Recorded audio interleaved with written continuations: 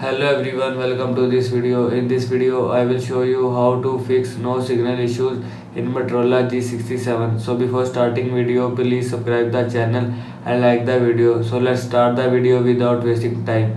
First of all, restart device. Swipe down, open quick setting panel, click on power icon, click on restart. After click on restart, restart your device. Now go back. After that, turn offline mode. Open setting.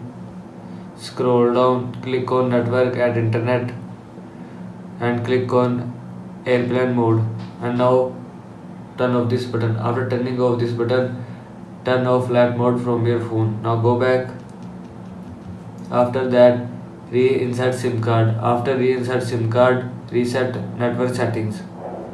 Open settings, scroll down, click on system, scroll down, click on reset options, click on reset mobile network setting, click on reset setting. After click on reset setting, mobile network setting will be reset from your phone.